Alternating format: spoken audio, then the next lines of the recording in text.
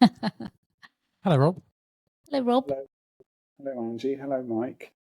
Thanks for joining us today. Thanks for having me.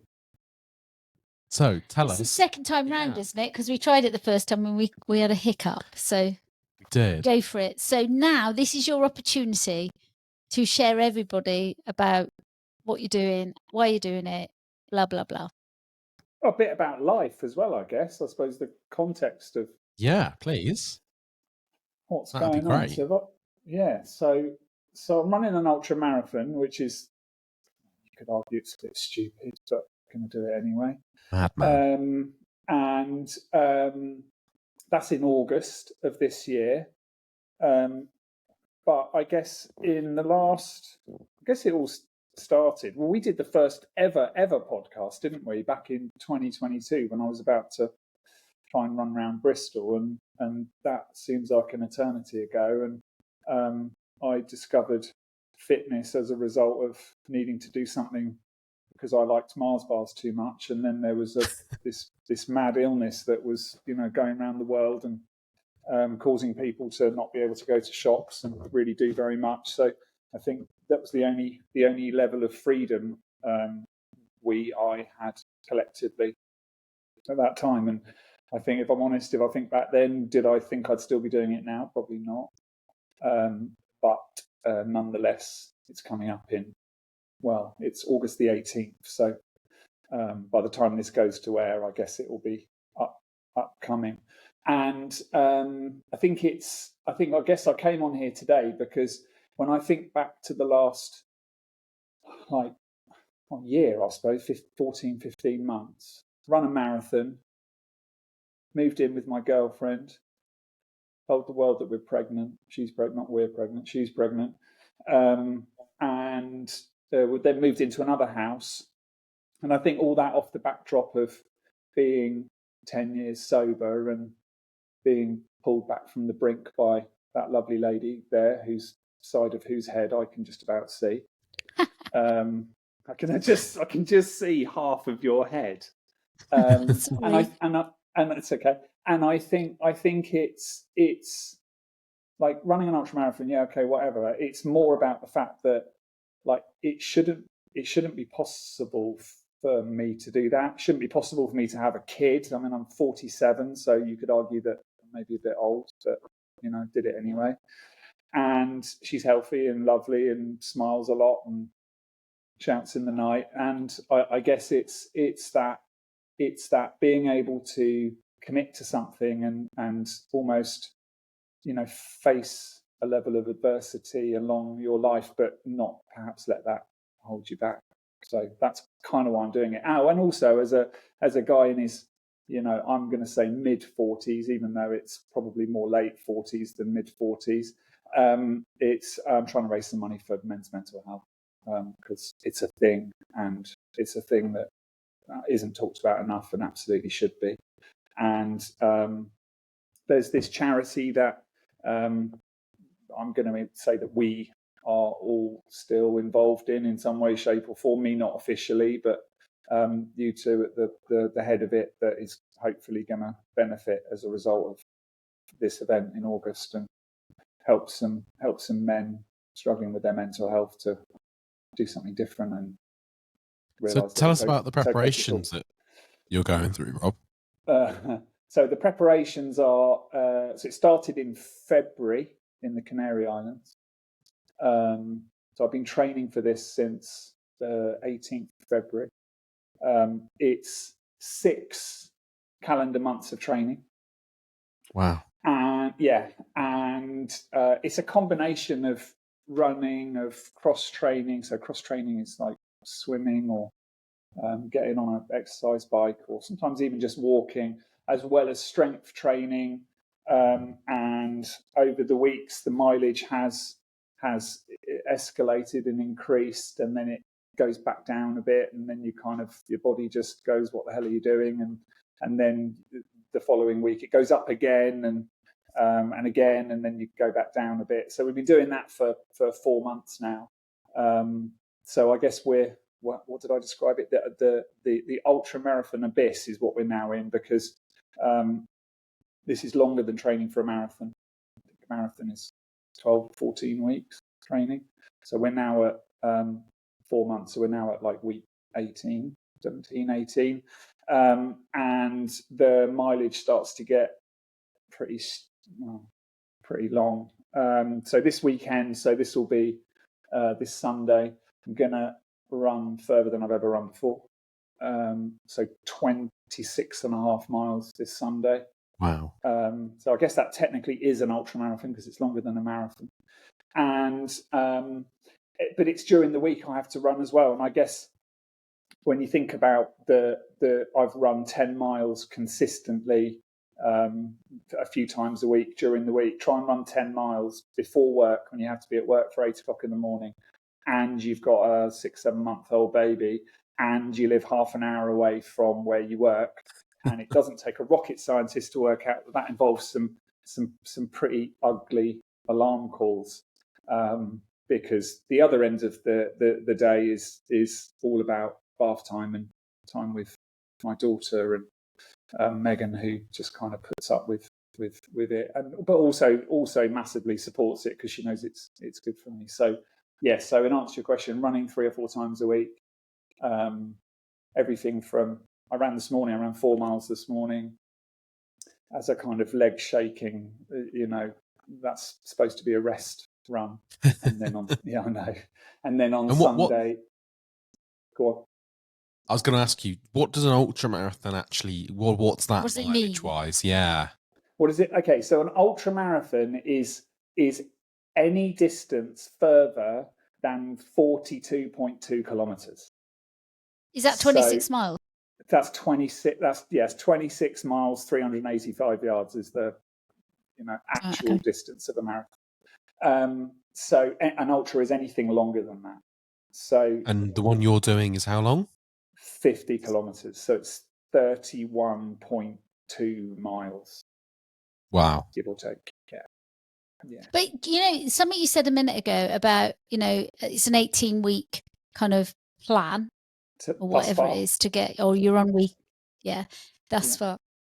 So if somebody wanted to do something like this, do they have to actually, I know how you started because you and I know each other incredibly well, but when do you decide, how long does it take to train to do a marathon, a basic marathon, or a 10K run or something like that? Marathon, I guess it depends if you have any level of fitness prior to starting training.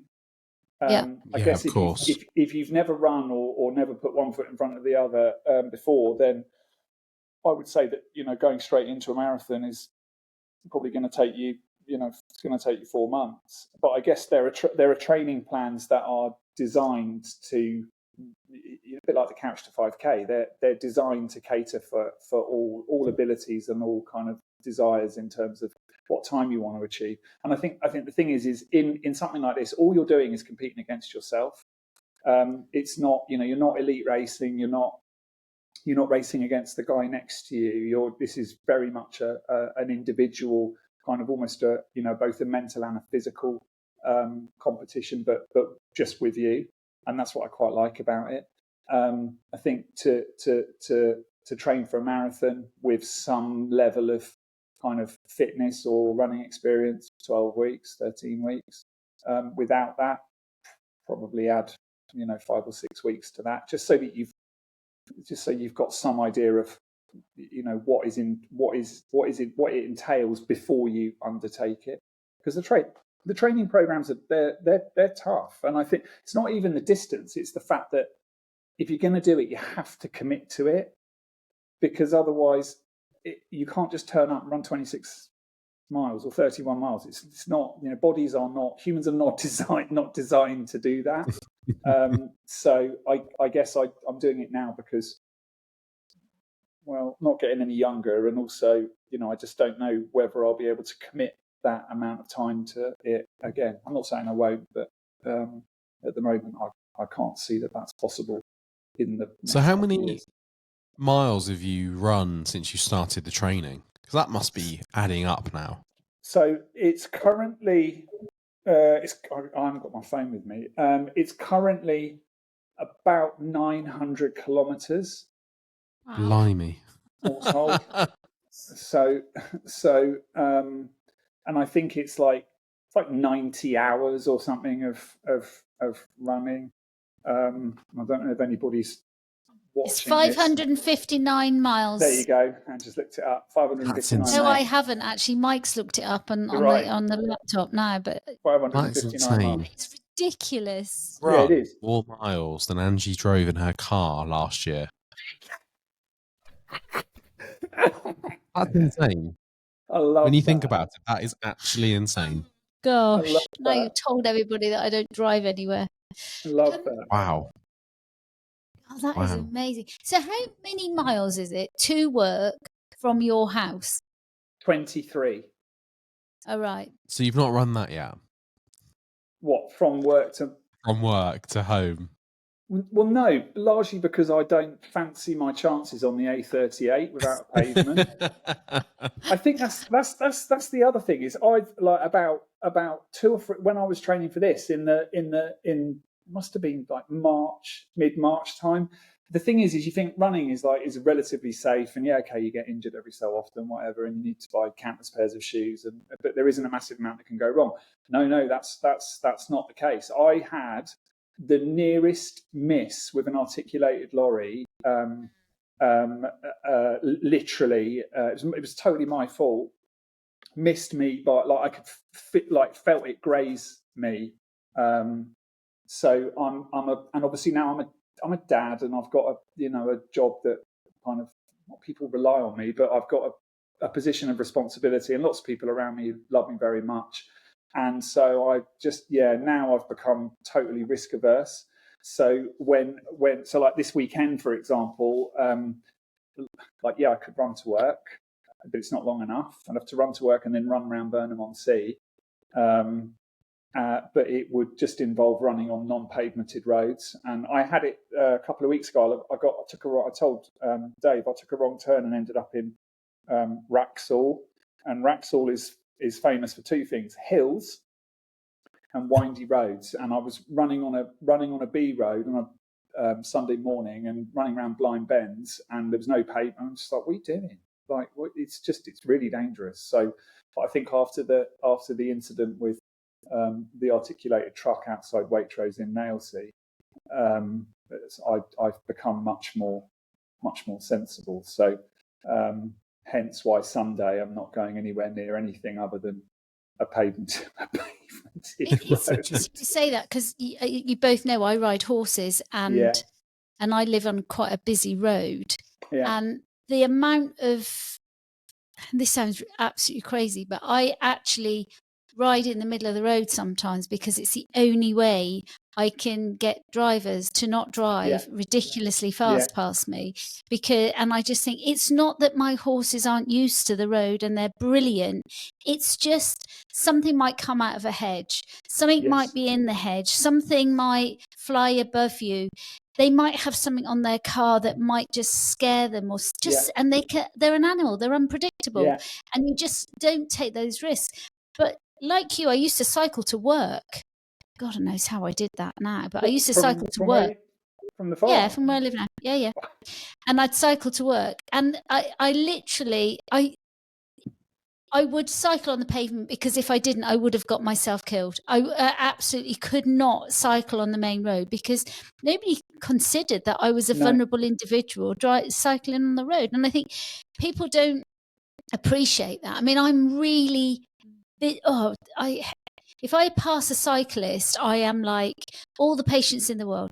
Take your time, because if you killed that person's somebody's dad, somebody's mum, somebody's daughter, son, whatever. And that's the thing that you have to consider is just that. And I suppose that then links back to that bit about why you're doing this and what project you wanted to do, which is that bit about how impact people's behavior can have on other people, if you see what I'm saying, and how we have to be mindful of how we conduct ourselves as human beings, isn't it? It can impact on somebody's mental health if somebody's unkind, or somebody... Oh, bless you. It's a hay fever on my left, I hope. It's hay fever. Otherwise, I've got a cold coming tomorrow. But it is that, isn't it? People don't realise that their behaviour, whatever that is, can impact on another human's life. And even if that is raising money to pay for 40,000 cards in the local community to be able to help men's mental health, that's still impacting in a positive way, I hope. But it's doing something good.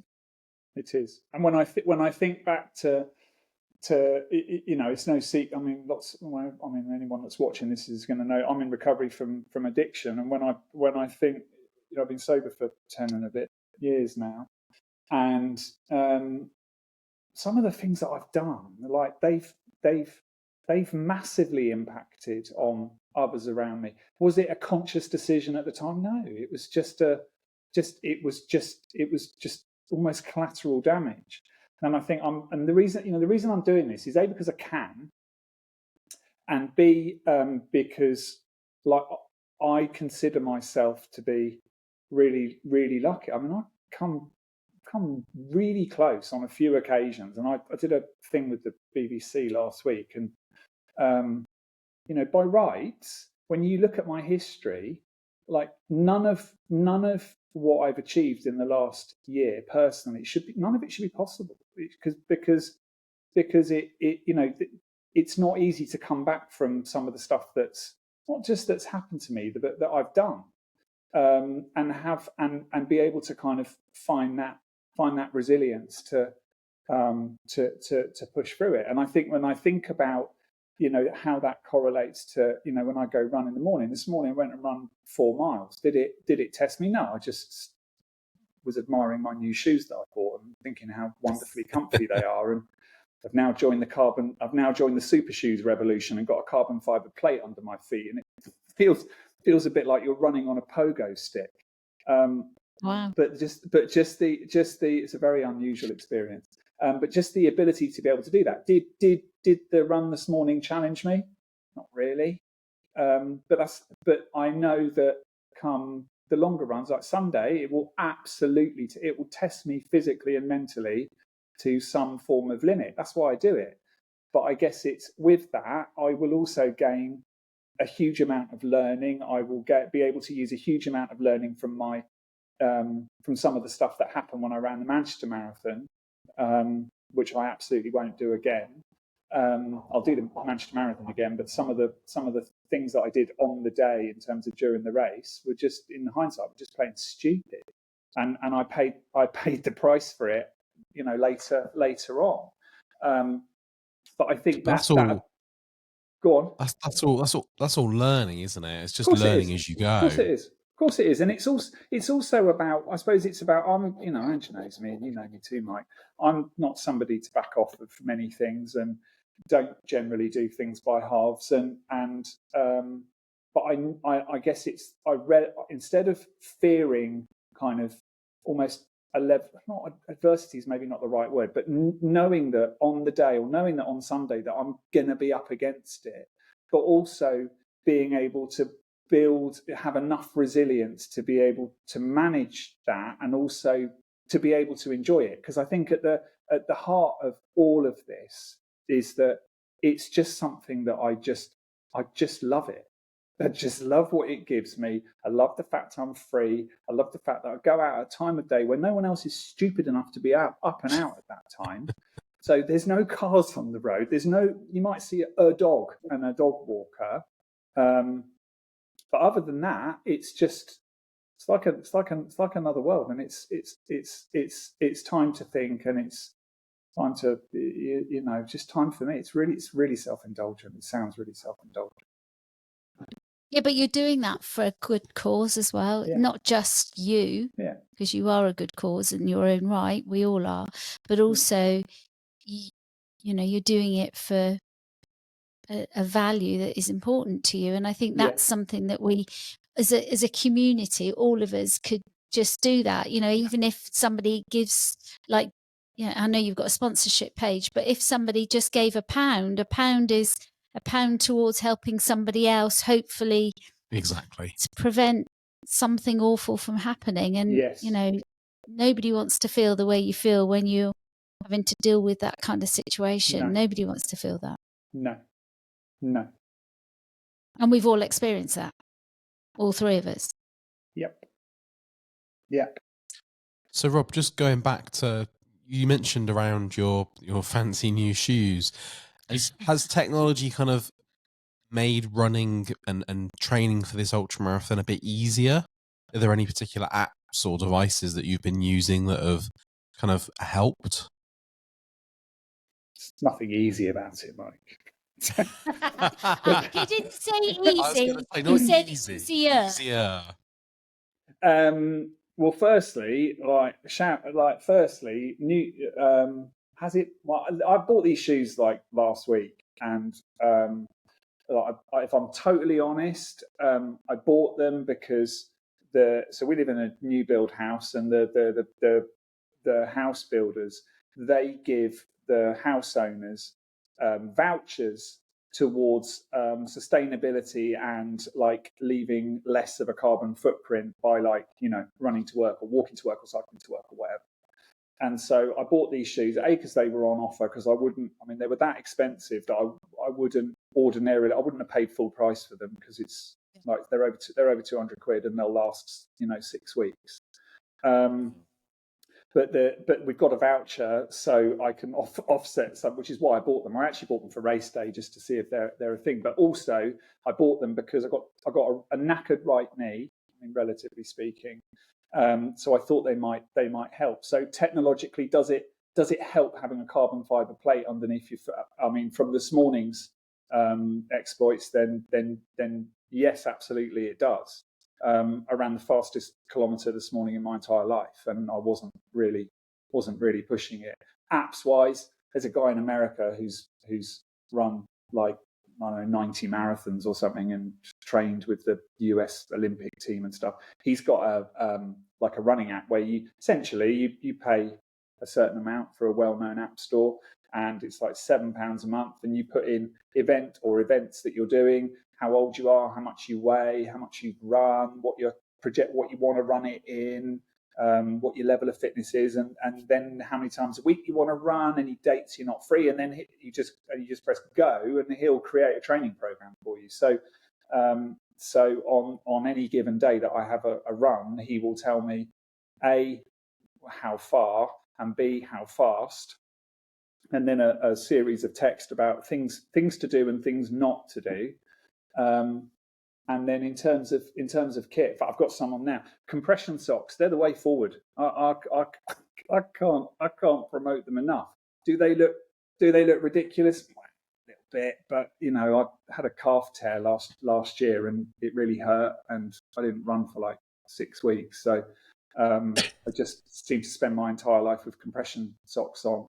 Didn't I introduce you to compression socks? You might have done. I've had them in hospital, but they're slightly different when you go running. Yeah, but you know what I mean. Yeah. I introduced running compression socks. Yes, you did. Just the same as I did to Dave. And everybody thought I was an old woman by introducing them, but they are brilliant. They do really help. They are. Will they stop you from getting injured? No. But in terms of the recovery process. Like I just have them on under a pair of trousers. No one's going to know unless I tell you, and they just help the blood flow and help the recovery time. So you wear them with your sandals, though. Well, I don't have a pair of sandals, so that's a conversation we don't need to have. I think does it make it easier? I guess so. Yeah, I guess so. But I think the other thing is you can't just run those distances without being able to put enough like food on board or fuel on board, whether it's solid food or liquid food.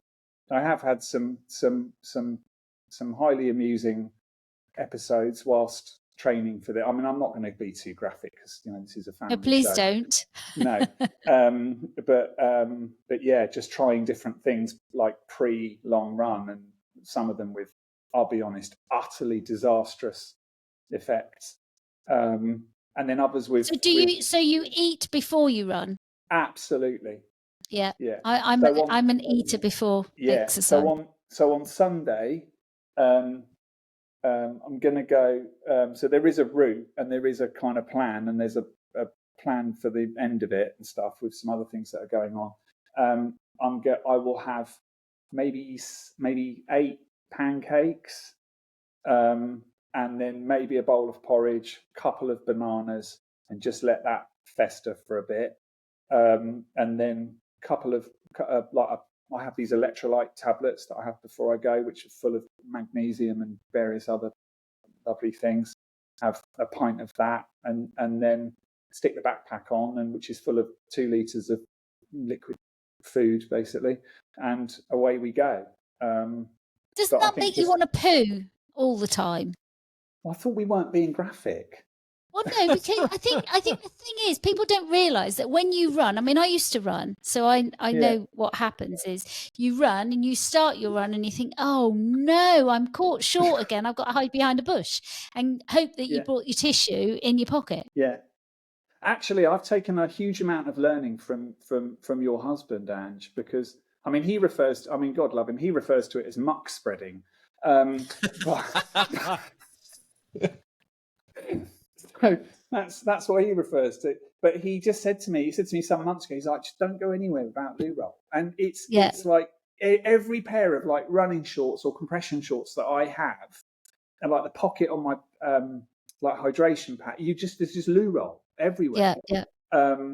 And it is that kind of because it's triggered by it's triggered by movement, but it's also triggered by adrenaline. That's right. Yeah, when the adrenaline gets a little bit much, then the stomach starts to play up, and it is. You know, I'm lucky that I live in quite a rural location, and the town I live in has no public toilets, and obviously, because I'm going out at 4, 5, 6 o'clock in the morning, well, nothing's stupid enough to be open then, so.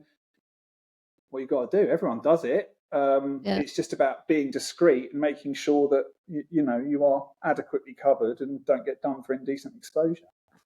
It's all part of the fun. I'm really hoping on race day that there will be loos, because I'm going to be running for a long time. So everybody does it, but I think that's another part of it. And I think when you think of you think of like having to put like fuel on board whilst doing this. Just to put it into context, I will burn, if you know those tubs of like celebrations. Yeah. They're about 7,000 calories, a whole tub.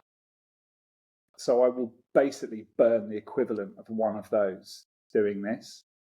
Wow. Yeah. So as well as doing, I think it's about 55,000-60,000 steps. So there's going to need to be an intake of food, but it's going to be fun. I have to say, I was hoping you were going to say it was more than one tub. Because I'm thinking about the times where I've sat and ate half a tub and thinking not that many calories, and you've almost It was somebody said it to me a few weeks ago, and I'll be honest, I haven't checked the calorific value of a whole tub of celebrations because I just haven't. But go on, get it up, Mike. Get up. I'll have a look. So whether that's absolutely right or not, I don't know.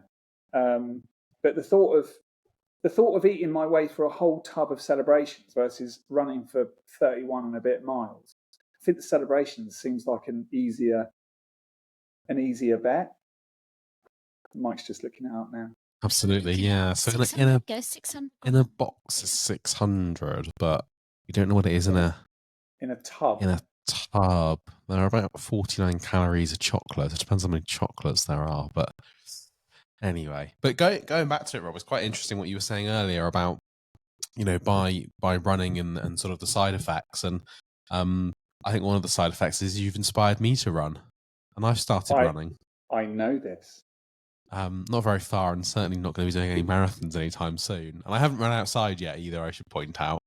But It's yeah, easier I'm trying. outside. If you can run on a treadmill, you can run outside. I disagree with you. I think Yeah, it's harder outside. Everything Do you I think look so? at, everyone I talk to, it's 50-50. People, everyone I've spoken to, it's 50-50. Some people say it's harder on a treadmill. Some people say it's easier outside. It depends if you use the undulations on the treadmill. If you're just doing a straight run, then it's not, because it's harder outside because land goes up and down. Whereas on a treadmill, if you're just doing flat, it's not. It's flat. I think what goes up must come down type thing. That's a really valid point. So part of the training run. So I live in Nailsea, and part of the training runs that I've done so far I've just thought, well, I'm just going to run to Bristol, just through a bit of Bristol, I'm going to run home. Well, so it goes from Nailsea to Backwell. I don't know if anybody watching this knows that area, but from between Backwell and Flaxbourton, there is quite a significant elevation change up. And then I join the cycle route and then go to Long Ashton, and then you get to Long Ashton and you think, oh great, it's all downhill from here until you arrive at Ashton Court and then eventually at Ashton Gate. But the trouble is you've then got to get home again. And I think it's downhill by the sounds of it. Well, no, it's not. From Nailsea to Bristol is quite dramatically downhill, all told. But from obviously the other way around, it's quite dramatically uphill. So the running from Ashton Court up to Long Ashton is just this never-ending. It's not really steep, but it's just this kind of slow, long uphill. And I think the last long run I did, for any viewers that are in or around Burnham-on-Sea, the elevation total was 2 Brent Knolls. Wow. Yeah. So, which is it's nothing when you see some of these ultra people running, in the Alps and stuff, and 6,500 feet. It's nothing at all. But I live in a place which is really quite hilly. So yeah, treadmills will give you total flat, but I think the surface road is better because it's more constant. It's less. Yeah, I'm gonna lure you out for a 10K, Mike. Sounds good. I think I'll be up for that next year sometime. We can do Bristol. I could walk a 10K. I don't think I could run a 10. I don't know if I can run again. That's my problem. Oh, I reckon you could. What? But should we all do a 10K together? We can do the Bristol 10K next year. I don't know that I can. It frightens me thinking about it. Yeah, let's park that one for now. We'll see how we feel in November, 6 months before. Have you enjoyed it, Mike? Yeah, do you know what? I'm really enjoying it. Really enjoying it. When he's giving up a meal to go and run, he's got to be enjoying it. Yeah. And how much weight have you lost from it, roughly? About a stone so far. Yeah. That's a lot of weight. It's 14 pounds. Yeah. We're getting there. So yeah, but no, thank you, Rob, because you have inspired me to do it. So it's been good. So I'm conscious of time. Rob, do you want to share your where people can kind of follow your journey, as it were? Oh yes. Go to the charity website. So www.somewherehousesomerset.org, and a very kind man has put the fundraising link on there.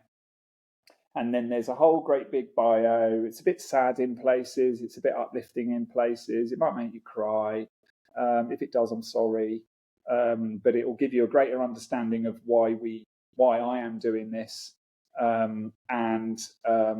If you can give a donation, suggested donation from me, £1 a mile, £1 a kilometre, or really whatever you want to do. Just to put it in context, like £25 will support someone who needs help for an hour.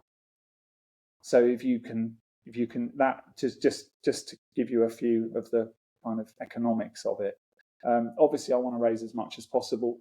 There's a lot of people sitting in the stands saying, I'll sponsor you when I know you've done it or when you're doing it, which I'm not sure how I feel about that. There's a few people that have said they won't sponsor me because they don't agree with it.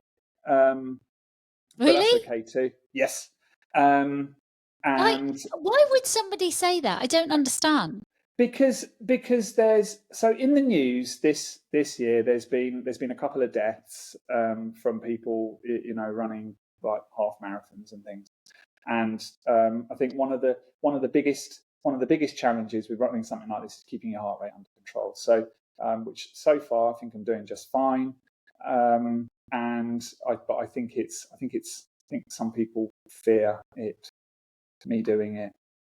But isn't that also about doing it properly and not doing it?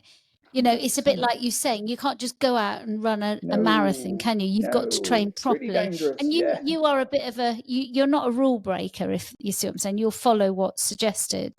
And I've missed. No, actually, no. So there's been 63 training runs so far, and I've achieved 62 of them. Yeah. Wow. Well done. Why did you miss one? Because I was just knackered, and I listened to my body, and the baby was a bit grotty, and we'd not been sleeping very well. And I said, actually, do you know what?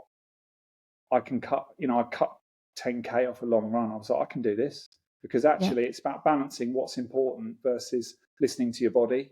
And if your body is screaming at you saying you haven't got it in your legs today, well, why try and force the issue? Yeah. Absolutely. Yeah. Having said which, it's lunch. This is the other thing that is the most expensive thing about doing this, is the amount of food that needs to be eaten. Is just but the worst thing is if I come in and I eat half of your roll every time, which I do 9 times out of 10. I've got 3 of these to devour, and a bag of carbohydrates. He's like a horse. A bacon roll, a Huel, 6 pancakes. My God. Look at him salivating. I am starving here, and you're sat there. Sorry. Now, what more could the boy want? Well, really, really appreciate what you're doing. And as you know, it touches on me on a very personal level. And also appreciate the hard work that you're putting in, and all the hard work you've put in the charity, and still continue to do so.